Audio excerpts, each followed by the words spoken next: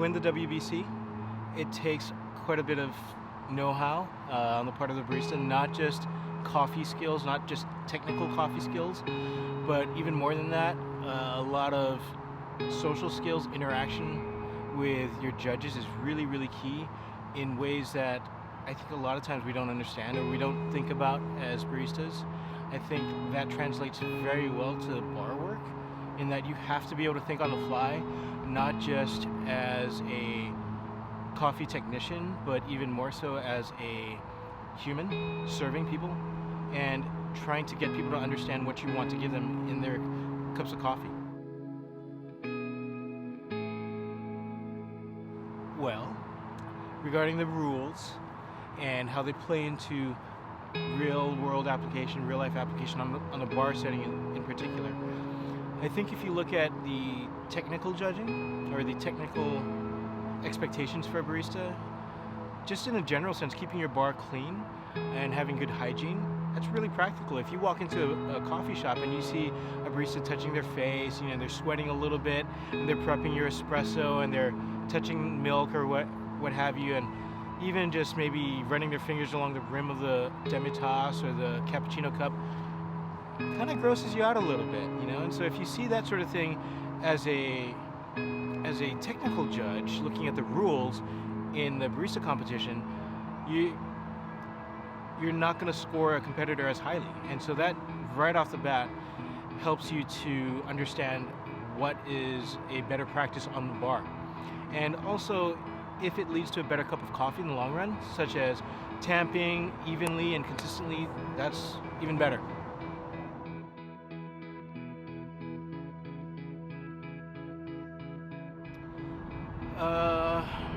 I think one of the things to be aware of is the way, regarding what wins and the diversity involved there, is that different personalities can win, but you still have to play by the rules. One of the things that you end up realizing as you go through the season of competition, if you will, is that you really have to play by the rules. You can't just make up your own routine and expect to win. Some people do that, or some people enter in to just experience the competition or to get to know the community a little bit more, and that's great. But if you're expecting to do well as far as scoring at a certain level, scoring highly, and perhaps even more so winning, you have to play by the rules. And so no matter what your personality is like, if you're a little bit more of a technician on bar, or maybe you're a little bit more personable on bar, you still have to win by scoring points. You can't ignore the rules, you can't ignore the score sheet and expect to win. You have to play by those rules. And so all that to say, I think there are some people out there who are really good examples of individuals who've learned how to take their own personalities and their strengths and weaknesses and do well with regard to the rules.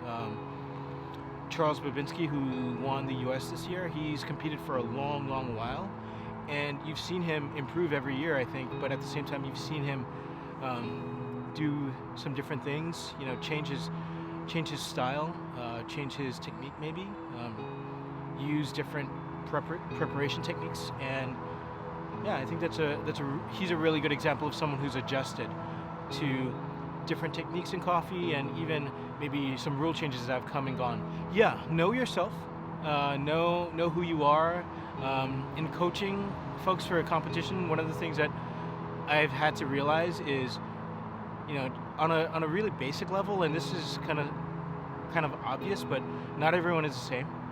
Everyone has a different set of skills that they can draw upon, and sometimes you have to emphasize certain skills with people or certain tendencies, and you really want those tendencies to maybe come out, or maybe you want to minimize some weaknesses, and so you say, okay, hey, this is really good that you do this, but right now we're gonna not worry about that because you already have that in the bag. We gotta work on these weaknesses.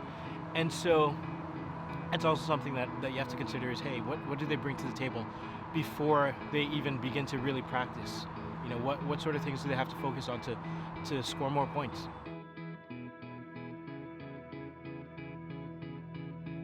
The drive to compete as a barista, I think it has to come from yourself within. That's kind of a cheesy way of putting it, but you have to have a good reason for it. And I think on the surface, if you don't want to, and not just on the surface, but right off the bat, if you don't want to do it to become a better barista, to serve your customers, to serve your regulars or the people who are coming in for the first time who've never experienced coffee, if you don't desire to improve as a barista, I personally would question why you're doing it.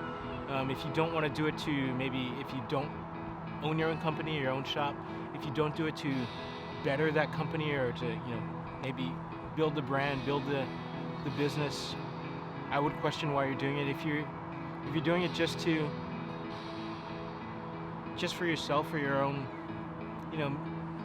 just because you want to do it, that's great. But I think oftentimes what you find is the ones who do it best, who succeed the most, not just in competition but also on the bar, have much bigger and more,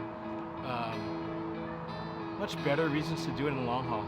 And if you keep in mind the people that are around you in the community, the term I like to use, a lot of us like to use this, is coffee family. If you bear in mind that that really it's not just other humans but your family, people that you work with or people that you serve on a daily or weekly basis, they come in and for them sometimes that's the highlight of their week, or the thing that gets them going in the morning. And so you have to bear in mind that, hey, yeah, I'm doing this competition, but this is for them. They want to cheer us on. They want to cheer me on, or maybe I'm doing this to improve as a barista, as a service industry professional, so that I can give them a better experience on a day-to-day basis. I can give them a better cup of coffee. I can give them a better start to their morning, or middle to their day, whatever that is. And I think that if you have that in mind, that's a really good place to start and a really good bit of fuel to carry you through the entire competition season, because it's a grueling, hard task to even to just do it once, one regional or one USBC or one WBC event. It's a lot, but when you start doing it year after year, it takes a lot out of you, I think. And I've never done it personally, but I've seen friends do it. I've seen close friends do it. I've talked to people during or after or even before, and it's like, man, do I want to keep doing this? It's hard. And so unless you have a really good reason to keep going, sometimes you just want to give up in the middle of it. And I think you gotta have a really good reason outside of yourself.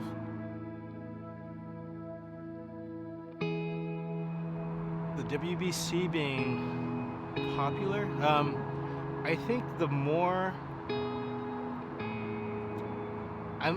I'm the sort of person who's always been of the opinion that the more difficult something is, the more competitive something is, that the more attractive it is, because people naturally kind of gravitate toward something that is difficult, something that is competitive.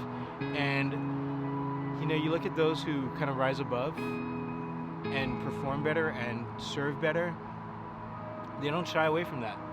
And so something like the WBC, it's gained in popularity, it's gained traction, and I think the more you see innovation and really improvement take place over the years and I guess maybe hopefully even decades, I think the more you'll see it grow. I really do. And I don't think that ever would be a reason to not participate. I mean, it's tough, and I think if you look at even just the US this year, you saw a lot of guys who, man, they're so talented, they're very skilled, they're incredibly gifted, and yet,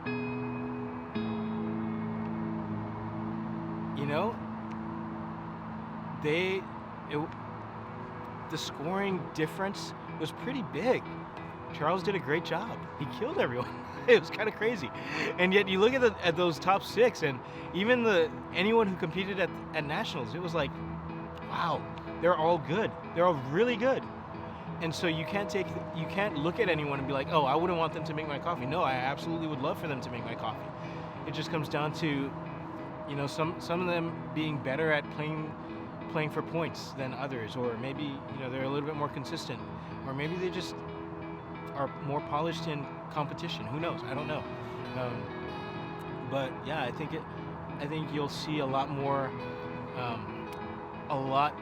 talent just keep getting poured into it. A lot more talent being attracted to the competition.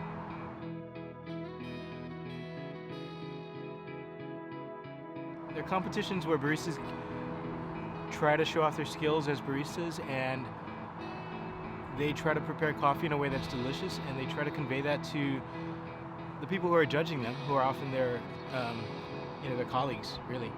And they're important. They're important because I think, one, they build community, and within that community, skills and awareness of what coffee is. And if you look at the wording, I think it says that in the rules and regulations for the WBC, I think what the goal is for these competitions is to find an ambassador of specialty coffee to the world. And really, that's what we want to do. We want to find someone to represent that coffee family. We want to find someone to represent us well. If you have one person that you're going to choose, every year we're asking ourselves, who's it going to be? We don't want some schmuck that we don't think is worth, the time and energy that it takes to crown them champ.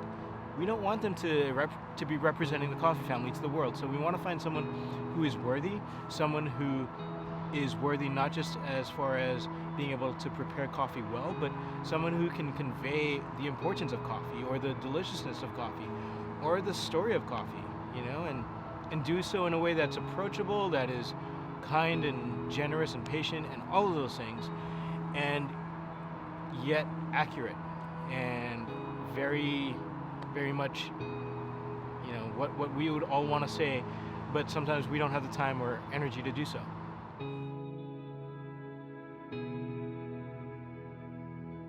I will say this right off the bat. I think the U.S. is far tougher than just about any other country. I've not been to other countries' barista competitions, but from what I do understand, the U.S., the caliber of competitions, it's tough. It is tough.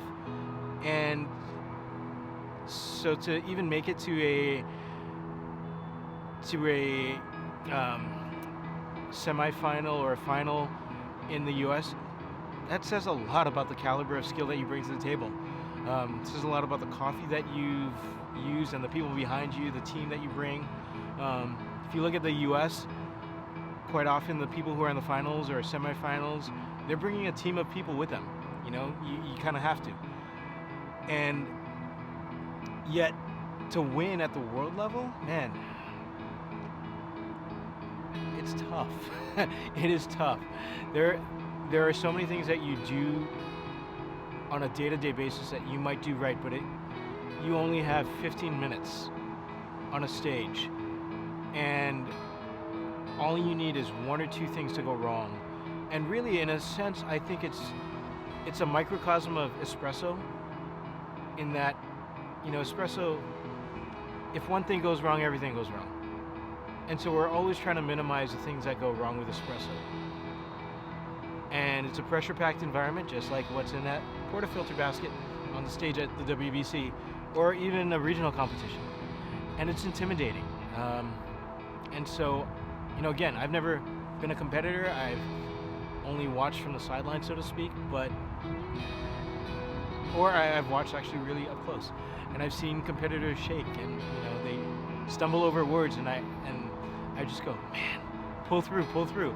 And so on the world stage, I can only imagine. I cannot begin to empathize with what they go through on a nerves level. It is crazy. And so yeah, for them to win not just the regional or the national competition, but also the world, it's tough. And I think there's a lot of separation that goes on there, but everything that happens at the world level, I think it's just magnified a lot. I think you're going to see more innovation on the part of baristas who are trying to push the envelope.